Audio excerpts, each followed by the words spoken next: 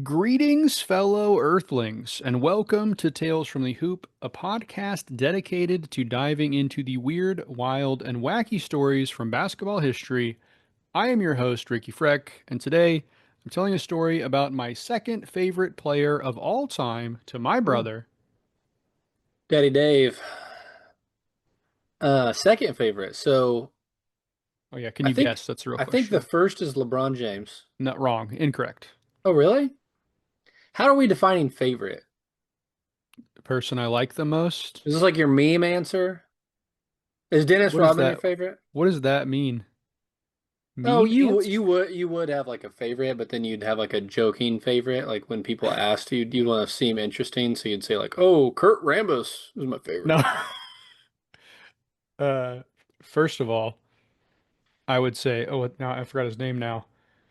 Uh, Crap. Played for the Bullets. He's got like a mustache, looks like a pedophile. Um, oh, I You can't know, remember I his don't name. know. Crap. I have to think. I'll think of it. No, my favorite player has been Wallace, of course. Oh, okay. I think Dennis. Here, I'm just gonna name a few that I think it could be. I'm not gonna try and guess which one. Dennis Rodman, Daryl Dawkins, We've already done him, so that doesn't. the Grandmama, Oh yeah, and Tyler Hero. Grandma. Tyler Hero. Yeah, You think I think that's Tyler the one. Hero? Yeah, Oh my gosh, I that know that is Carl that's Anthony Towns is your third favorite, so really it can't be disappointing that. that you would think. Oh, Jeff Ruland is the guy I was thinking of. Oh yeah, okay, I know who you're talking about. All right. Well, let's just dive in and see if you can figure it out. Oh, I do remember one time you said off the court, Carl Malone was your favorite. Don't do that. Don't. That's so. How dare you? I heard your Anyways, favorite off the court was Innis Cantor Freedom. oh no, I didn't see that today. He's got to chill. Anyways, Okay, let's see if you can figure out who it is. On May 13th, 1961, Dennis Rodman was born in Trenton, New Jersey. yeah, look at there.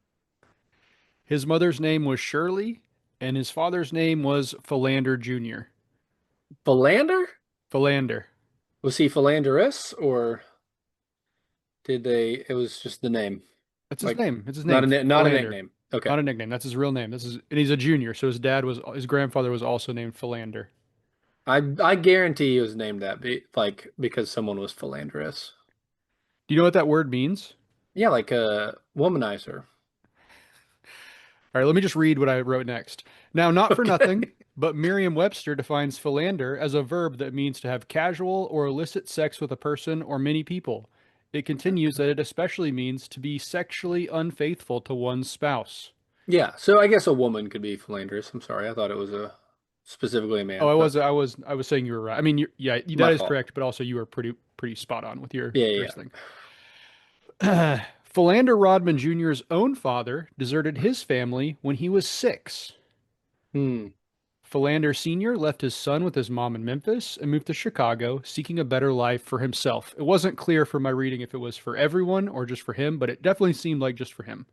So it definitely was like a scorned mother. She was like, "I'm gonna name you after your father, the philanderer, But he was for sure." 6. He had been there for 6 years. She I didn't know, know yet. but I'm saying the father. Like he had probably been sleeping around before. Oh, you're saying you think that Philander Sr., Dennis Rodman's grandfather. Right. That the name Philander was started because the original the person before him was a philanderer. Okay. And the mom was just like, ah, these philanderous boys, always. So I wasn't able to find much about Philander Jr.'s own upbringing, but I don't doubt that it was very difficult. As I said, his dad left him when he was 6. Eventually, he joined the Air Force and even fought in the Vietnam War. When Okay. Dennis was 3, his father abandoned him and his mother. Oh my gosh. Okay. By 1970, Philander had run off to the Philippines with a military chaplain's daughter. I mean, it's in the name. I'm sorry. It's not, I don't feel like Just, it's their fault, really. just wait, just wait. That marriage lasted until 1977, but it was far from his last. Okay. How many times do you think Philander Jr. was married? Just a Okay. guess. You have to, when you insinuate it's a guess, that means it's got to be more than seven. I'm gonna say nine. Exact numbers are incredibly murky, but the general consensus seems to be that Philander Jr. was married 16 times. Good Lord. Hey, well, we love it. Again, if that's your name, I feel like He's living up to his name. Yeah, that's you true. kind of like have an excuse to do it. I An don't know. excuse. Yeah. Sorry. But he's definitely living up to the name. You're right about that. He had anywhere from 27 to 47 kids from his marriages, and this is a direct quote from him, his quote, extracurricular activities. Yeah, okay. That's crazy. Was he wealthy? Was he paying for all of them, please? No, I don't think so. Okay, great. I'm pretty confident he was not. So the reason we don't really know is because like Philander wrote I didn't talk about this in the thing, but he wrote a book kind of about Dennis later in life, Okay. and he claimed at that point to have like 27 kids. Dennis Rodman in his Hall of Fame speech said that his dad had 47 kids. Hmm. And so we don't know exactly how many it was, but it was a lot. And Okay. Dennis was the eldest Of all of them, of all of them, like of all the through all kids. the mamas. Yeah, he was Okay. the oldest we know Wow. of. Wow. So with Philander permanently out of the picture, Shirley took Dennis and his two sisters, Deborah and Kim, to Dallas. The family lived in the projects in the Oak Cliff neighborhood, and Shirley worked several odd jobs, as many as four at a time, to support her young family. Yeah, sheesh. Yeah, sounds rough.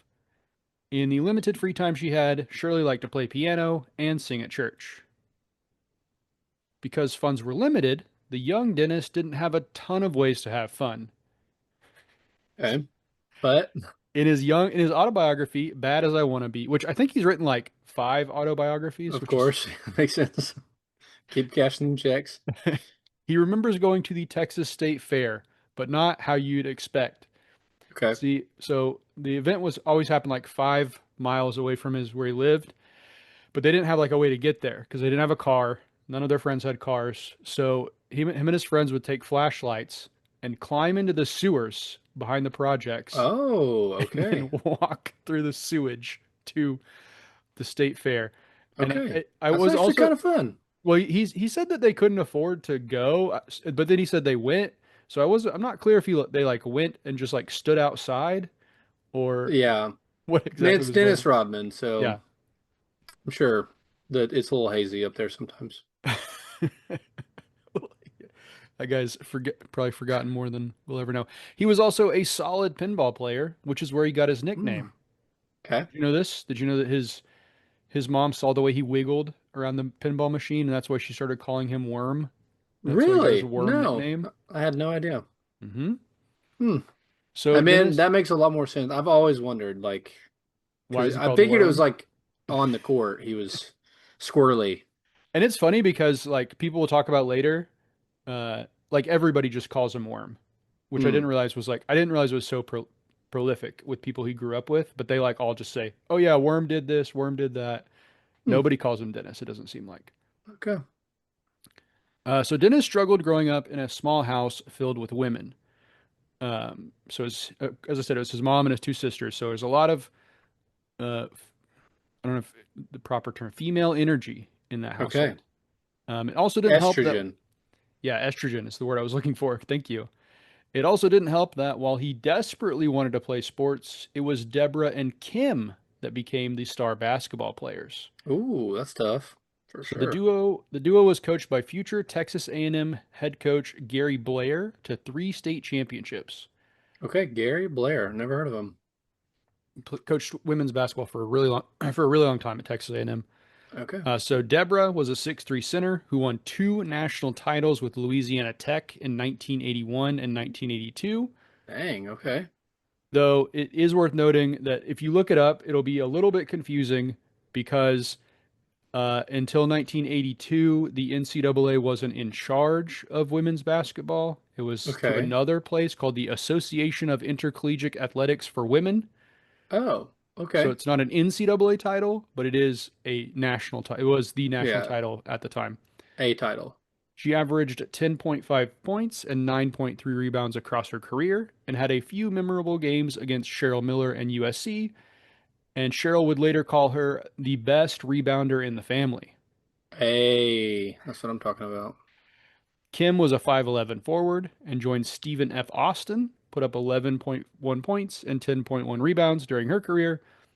She only played, so I'm not this I'm less clear on because it's hard to find a lot of information about either of his sisters, but Okay. on at least on Basketball Reference, they only listed her playing as a freshman and sophomore. Okay. So I don't know if she quit or exactly what happened, but anyways, she was very good her 2 seasons she played. And I've Yeah. seen a couple places refer to both sisters as college All-Americans, but every official thing I looked at that listed the All-Americans, the years they were in college, didn't have them listed. Okay. So I don't know where people are getting that statistic from, but it Did seems they to not be have true. did they maybe not have All Americans because they They weren't absolutely, NCAA? they definitely had they Okay. definitely had Just checking. All-Americans. Yeah. Yeah. So I don't know exactly what was happening there, but anyways, they're listed. People, it's everywhere. It's everywhere in Dennis's like biographies and stuff. It's like, oh yeah, they were all Americans, but I didn't actually find where they were all. So maybe they mean like high school all Americans. I don't know. I was very Hmm. confused. Like McDonald's Well, ish.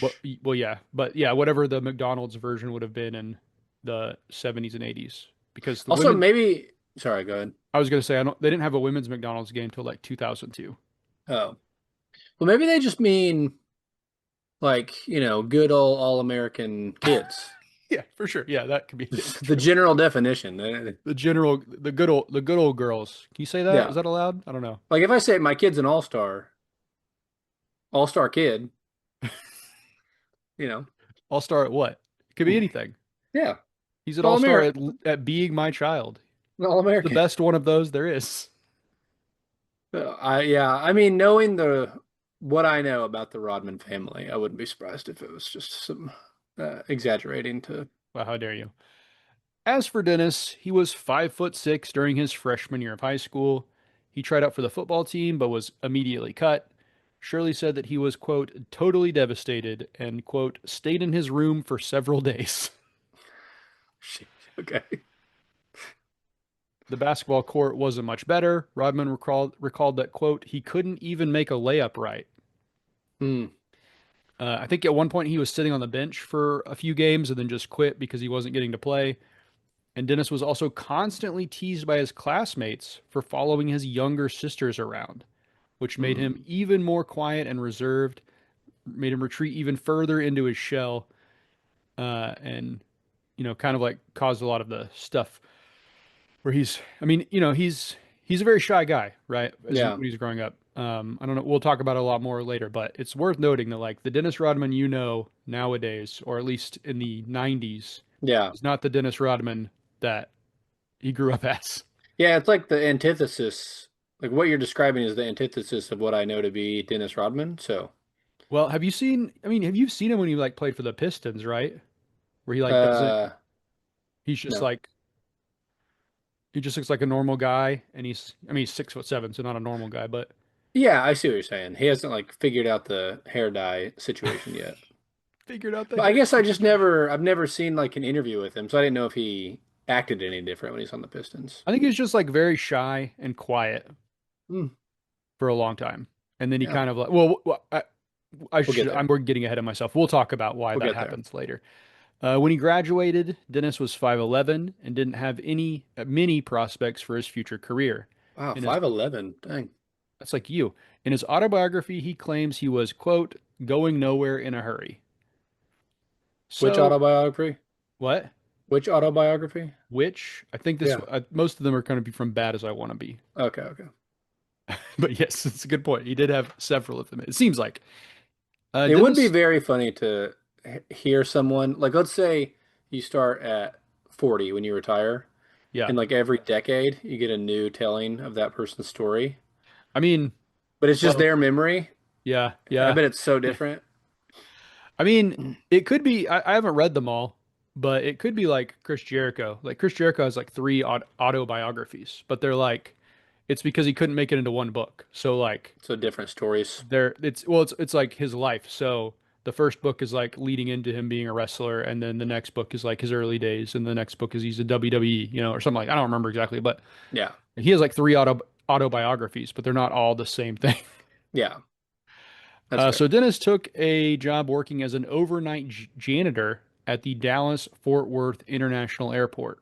Okay. One night, he realized that he could use a broom handle to hold open a door to an airport shop. Hmm. Okay.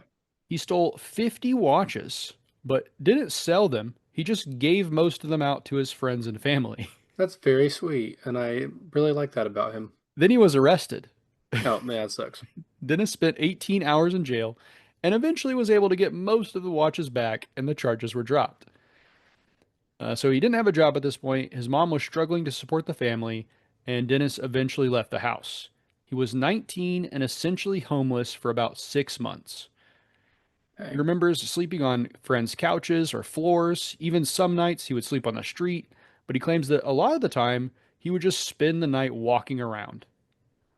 If he didn't have an odd job lined up for the next day, he'd just drift through the city, seemingly destined to someday disappear into the streets. Hmm. Then, at 20 years old, Rodman went through what had to be one of the most painful growth spurts in the history of growth spurts. It must have been like every hormone in his body hit at once, shooting him up from 5'11" to 6'8". Golly, all at one time. And it also think about that. I put this in here, but think about that. You're 20 years old and Right. you've known your body for 20 years being this thing, and then in a matter of months, you're Yeah. You like got your nine clothes inches picked taller. out, you know? Yeah. So uh, I wrote at where was it? Oh, it must have been a weird moment for the young man. At 20, you're pretty confident this is going to be your body, more or less, until you get old. How weird must it have been to feel like a stranger in your own body this late in life? Dude, it would be like pretty, like the physical toll, I'm sure was tough. Yeah, But if you are addicted to playing basketball and you graduate at 5'11" and you're just like, my life is over, yeah, it would be the best feeling in the world to just be like, over the summer, you're just like every day, it'd be pretty like, cool. Yeah, this is like all my wishes have come true. There is a man. God. Imagine if only I had had a late growth spurt. I was actually I know. horrible at basketball, so probably wouldn't have made it. Dennis became even more withdrawn, but decided to give basketball another try after a family friend told the head coach at Cook Community College, now North Central Texas College, that the older brother of Deborah and Kim Rodman had just gone through a massive growth spurt and was wrecking the competition at local playgrounds almost out of nowhere. Heck yeah. So during his lone semester at Cook County, Rodman averaged nearly 18 points and 13 rebounds. Golly. Okay. Unfortunately, he didn't seem to take his studies very seriously, and Rodman flunked out after a semester. I did know that part. That, of course, wasn't the end of his journey, because, because a guy named my gosh, my voice is going. A guy named Lon Reisman was coaching at Southeastern Oklahoma, an NAIA, Durant, yes, in Durant, an NAIA school in Durant, Oklahoma. He'd seen Dennis play during his brief time at Cook County and offered him a shot. Rodman moved to Durant and was immediately met with culture shock. Now, have you ever been to Durant? I have, yeah, unfortunately. Just joking, Durant. Come on. Well, the stuff I'm about to tell you, maybe you won't feel so unfortunate about it. Oh, yikes. Yeah, it's a tiny little town. I mean, it's the same size as where we come from. I would consider that tiny, yeah. In Oklahoma, it's not that tiny. It's I like a mean, mid-sized town. mid-sized. Think about what you're saying. It's a mid-sized town. In Oklahoma, sure. A tiny little town that's like Moreland. Moreland's like 15 people. I think just because we grew up in a place with a lot of other tinier towns, you're thinking that we're like something and we're not. It's not a city, but it's a town. It's a decent sized town. I'd love to see where it ranks in terms of size of community. I would guess that it's the 942nd ranked community in In the state Oklahoma. in the Oh, nation. oh, okay. Maybe. Yeah, I mean it's very small compared to like cities, but Yeah, very small. I'm just saying, I don't think tiny when I think tiny town, I think of like 1,000 people, Okay. not like 10,000 plus. I think those they call those unincorporated communities. It's not, there's plenty of 1,000 people towns All right, all right, all right. that are decent sized. There's one close to me that has Club 100 Grand. People Hmm. used to go there before it closed down. It's very sad. And by very sad, I mean I've never been there, but it was always fun to drive by on my way to a place I worked. Okay, so Real here quickly, mid-sized town described as 20 to 50,000. I wouldn't say mid-sized. I thought you Did I say did. mid-sized? Oh, Yeah. okay. All right, move on. I'm take issue with the tiny, small Yes, town. small, not tiny.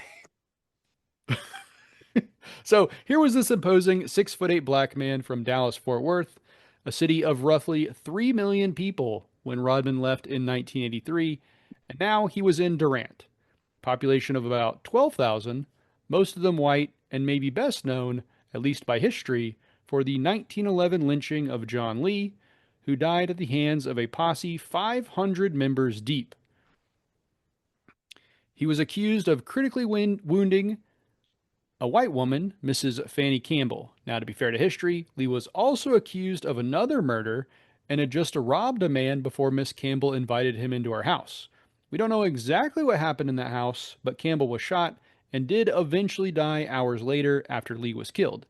Still, the whole event kicked off a potentially deadly standoff in the community with the Klan, and I mean the Ku Klux Klan, eventually Hmm. putting up signs saying that every black citizen had until the following Saturday to leave the town.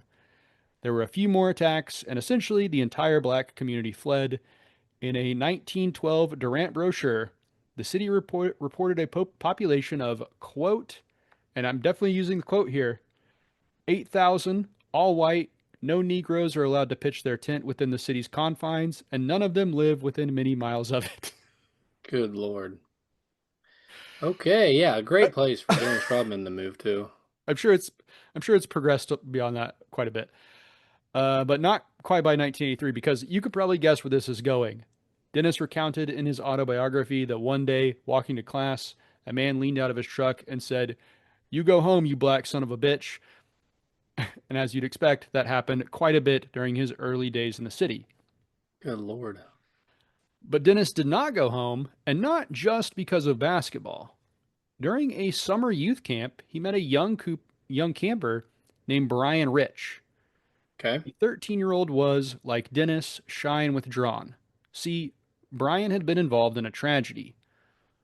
One day he was out hunting with his best friend, and he was trying to reload his gun, and it went off, killing his friend, his best friend. Oh, dang. So this little kid Sheesh. had shot his Okay. best friend and Yeah. killed him. The two troubled souls became inseparable after that.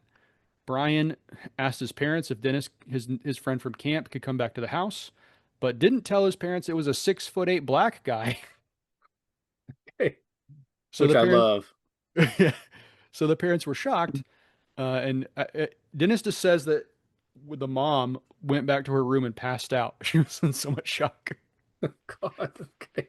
And then Brian asked if Dennis could spend the night, and they were like, "No, he cannot." And but then eventually, I think he did. I think eventually Brian talked his parents into letting Dennis spend the night. And eventually he moved in with the Riches, living on their Hmm. farm in Bachito. Have you heard of that town? I have not. And which is about 15 miles outside of Durant. He went from being a city kid to riding a tractor, and in his words, messing with cows, which I don't know what that means. I mean, I guess Just it just means like mess. taking care of them, but Yeah, milking them and petting them, it's just a weird petting them. Is that a thing farm herding, hands have to do? What did you say? herding. Herding. Um, yeah, Herd, not Hurt.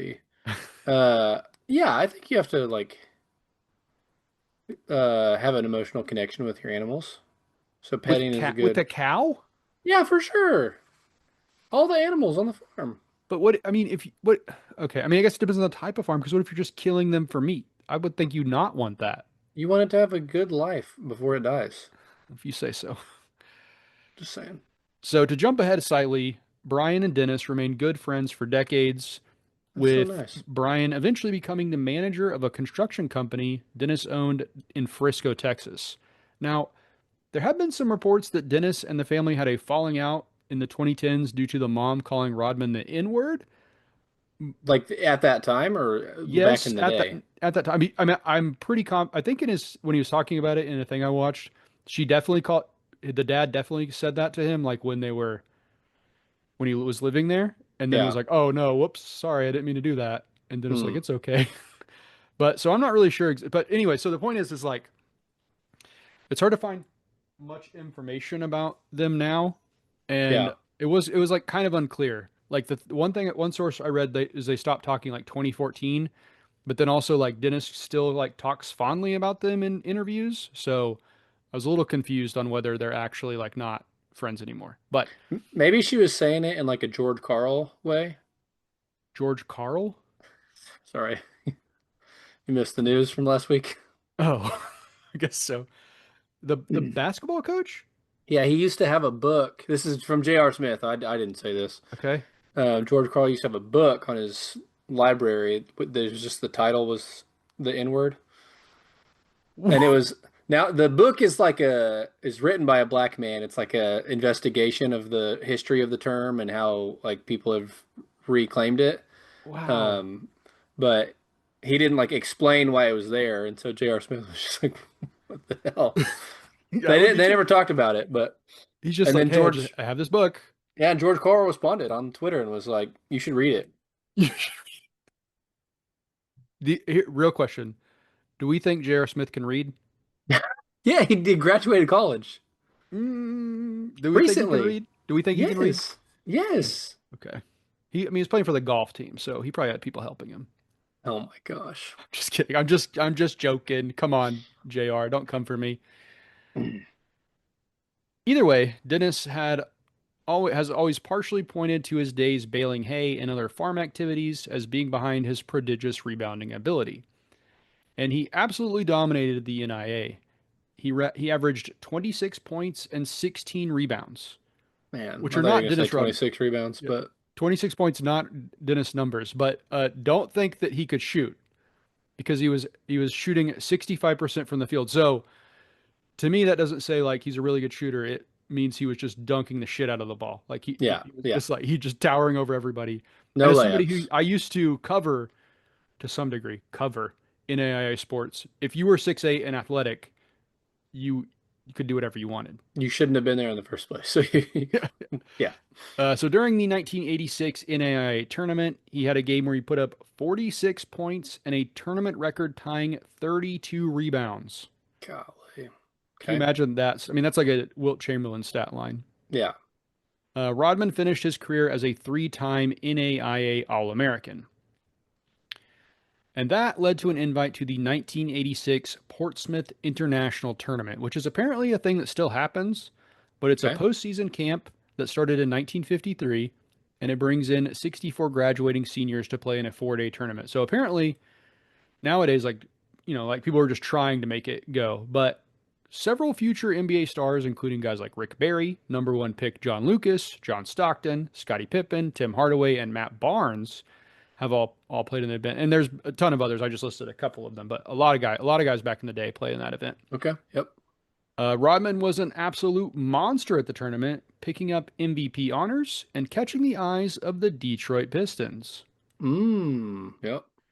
Now that team was already loaded with talent, boasting a lineup that featured Adrian Dantley, Isaiah Thomas, Vinny the micro, no, see the microwave, Vinny Johnson, Sidney Green, Bill Laimbeer, Joe Dumars, and Rick Mahorn.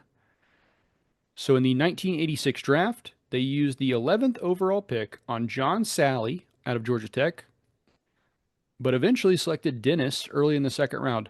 I will say, I think John Sally was a good basketball player. I only ever remember him from the Best Damn Sports show. Do you remember that show? I remember the show. I don't remember this guy. Big, very tall, like 6'10", kind of goofy looking, All they did tall. was like maybe this is all I remember. They would have like the clip shows They did a lot of clip shows, yeah. where they'd just be like 50 best catches They of did a the lot year. of clip shows. But Yeah. there was a time when they were like a real show. Like a talk show. And like John Kruk was on there, the baseball player. He's old, No fat, idea who that is. big old guy. Yeah. Well, Okay. you should check it out because the Best Damn Sports Show was, in fact, The for a best names. time, the Best Damn Sports Show. Good to And know. then Cold Pizza happened, which Hmm. became First Take, which became whatever that is now today. It's horrible now, but it was really good at the start. Okay, so for reference, the guys drafted directly before and after Dennis Rodman were Greg Dreiling. who was a McDonald's All-American Okay. at one point, but obviously did not have a great NBA career, and Larry Krystkowiak, who I've Okay. never heard of. Okay. So Rodman immediately provided a spark for the bad boy Pistons. Coming off the bench for Detroit, Rodman averaged 6.5 points and 5 boards in 15 minutes while playing suffocating defense. The guy had a motor that just wouldn't stop, and he used that to frustrate much more skilled players as a young rookie. Detroit won 52 games that year and ran through the Bullets and Hawks to start the playoffs.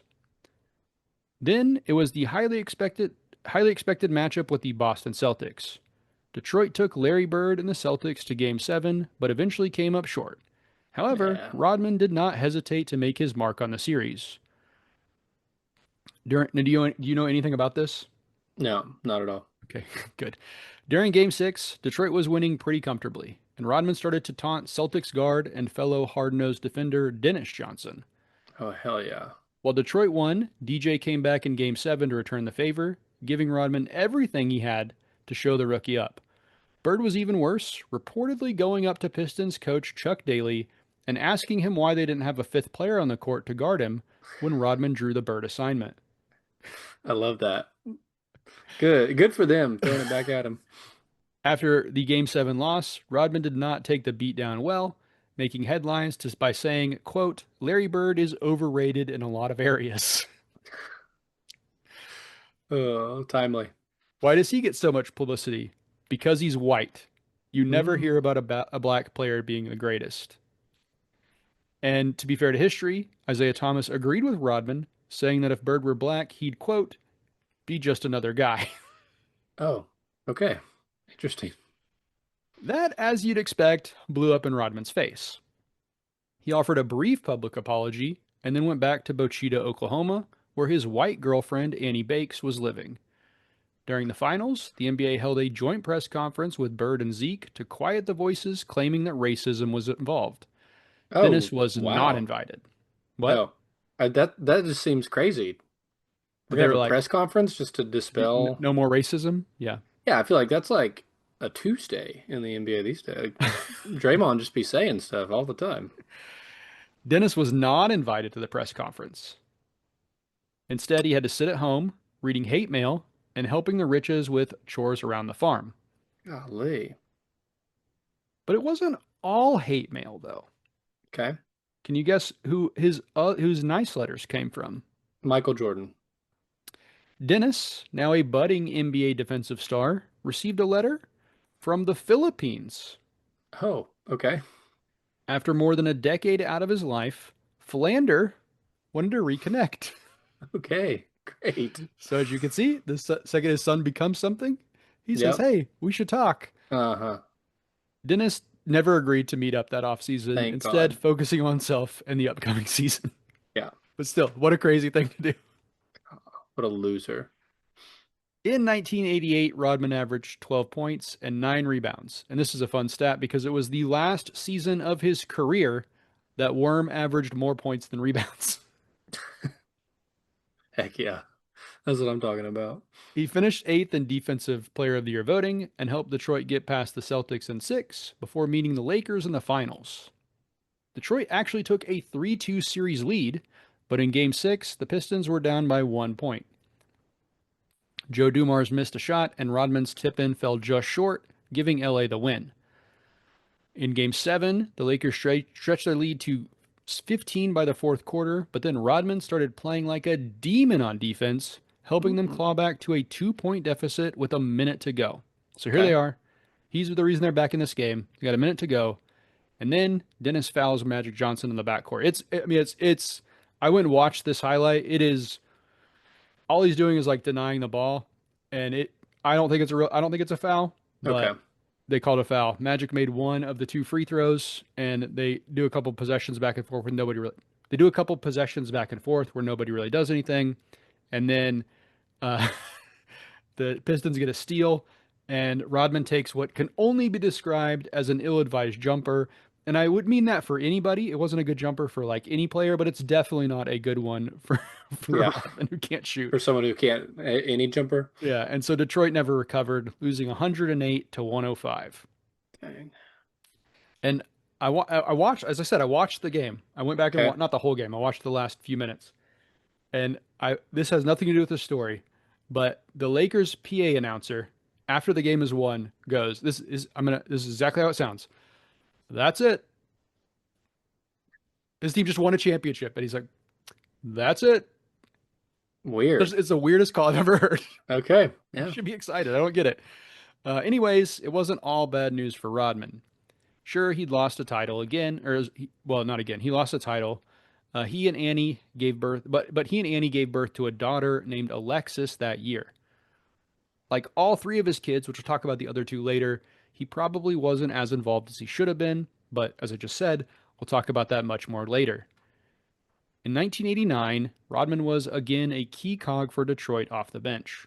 The forward averaged 9 points and 9.4 rebounds, making his first team all defensive roster.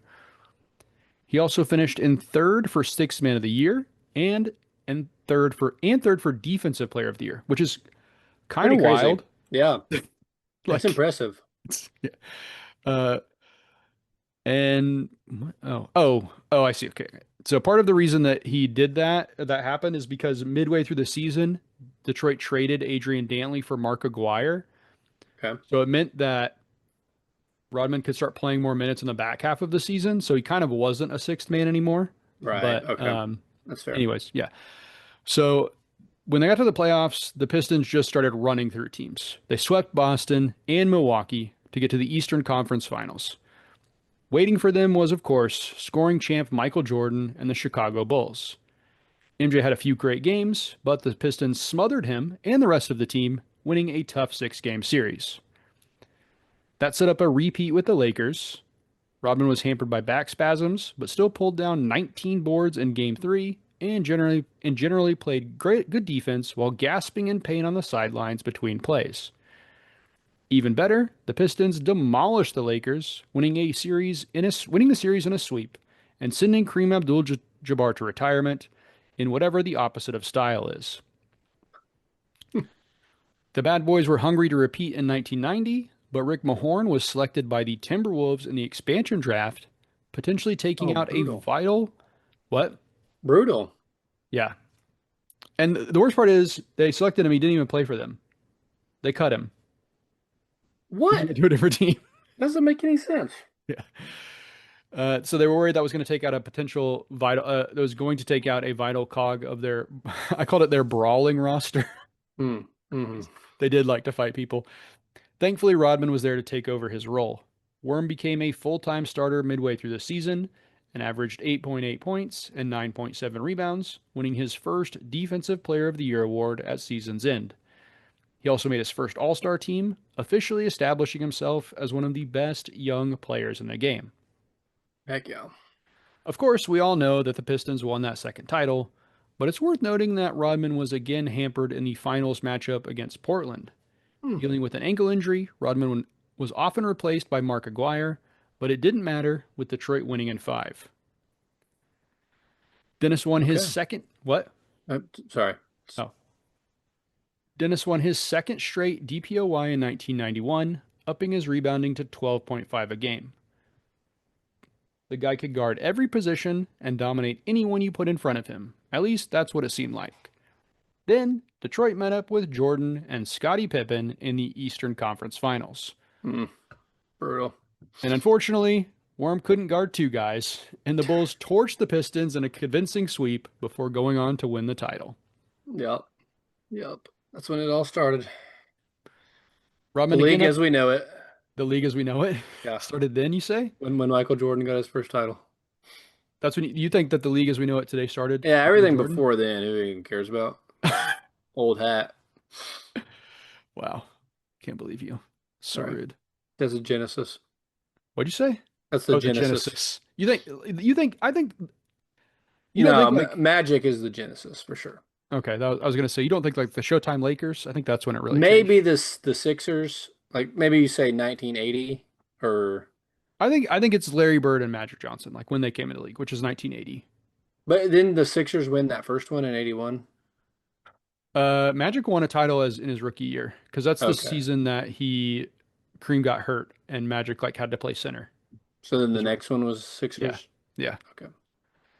Rodman upped his rebounds to a ridiculous 18.7 in 1992, leading the league for the first time in his career. It Okay. was also the highest rebounding total since Wilt Chamberlain in 1972, which is wild to think because, like, obviously Wilt is one of the all-time greatest players, but rebounders for sure. But there were some, I mean, like, there were some guys, right, in the 80s and 70s that pulled Yeah. in a lot of rebounds. So it's wild that it never got higher I'm than that. surprised Kareem never did it in Yeah. between there. Yeah, for sure. However, the aging Pistons bombed out of the playoffs, losing to the Knicks in the first round. Things got even worse for Rodman that year. First, Chuck Daly, the guy he viewed as a surrogate father and one of the few people he really trusted in the NBA, resigned as the Pistons head coach. Mm, Rodman skipped out on training camp and was fined $68,000, which, I mean, it's only until they talk about getting fined that it seems crazy because that's like most people's yearly salary. right. Yeah. In September, things looked to be turning around as he and Annie were officially married. However, the couple divorced after 82 days. Oh, okay. Not what I was hoping. In spite of it all, Worm had a relatively solid season, averaging 7.5 points and 18.3 rebounds to make another first team all defensive roster. However, the Pistons missed the playoffs entirely. None of that really matters to this story, though, because well before they missed the playoffs, Rodman found himself in his truck on a cold February night. The guy who, by some measure, was at the peak of his professional life was driving around Detroit with a loaded gun next to him. Damn. Dennis claims he was seriously considering committing suicide. However, he fell asleep before he could make a final determination. Police, who had been called by a friend for a welfare check, found him in his car. Rodman claims in that moment that he had an epiphany, saying, quote, I decided that instead of killing myself, I was going to kill the imposter that was leading Dennis Rodman to a place he didn't want to go. I was being a square ass, I guess you could say, and I wanted to be more of a whole rounded 365-degree individual. So I just said, I'm going to live my life the way I want to live it and be happy doing it. At that moment, I turned my whole life around. I killed the person I didn't want to be. And that is the end of part one. Bars. Let's go. Oh my gosh. I got chills just there. It's very good. Okay, so we will be continuing his story in the next episode because this was, I don't know, I could check real quick. This was 3,000 words long. I didn't want to keep you here for another hour to finish it out. But yeah, We any love thoughts Dennis. on Hey, the first Dennis part? Rodman deserves as many parts as he wants. I mean, it could stretch to three. Who knows? Who knows if we'll get to North Korea by the next part or not? I do have a random fact. It's not a fun fact, but Oh gosh. Okay. earlier you mentioned the KKK and when you were talking about Durant, Yeah. and I learned this recently. Do you know the head coach Clint Kubiak? Yeah. He has two brothers, Uh-huh. and they both are K names. Yeah. Oh no. And I'm like, Uh-huh. why would the parents, first of all, don't name them all Ks. Don't No. don't go, hey, we're gonna name the three Ks together. And then if you do decide to go with that, have a fourth child. You got to. You got to have a fourth. It's insane. You got to have a So fourth. That's just wild. want Wow. everyone to know that. I can't believe they would do that. What is the And thought process? I mean, you got like if you do that, you have to like have some white supremacy in you if you do that, right? Like, it's something. and it's not like Clint is normally a K name. Exactly. It's usually a UCs. C. Yeah. UCs. That's crazy. Everyone Do you know his knows. brother names?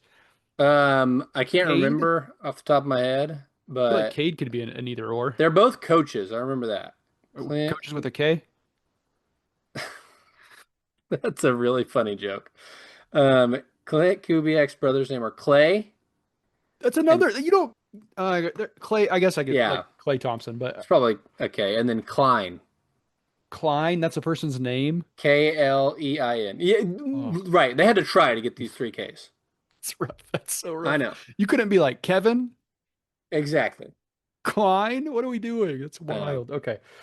Well, dang. All right. So on that note, KKK Kubiak. we will see you guys At least next it's not as time. bad as Steve Kerr's kid. You know what I mean? Oh my gosh. Oh no. Not Nick. Oh All right. no. All right, we'll see you guys next time. Goodbye. Peace.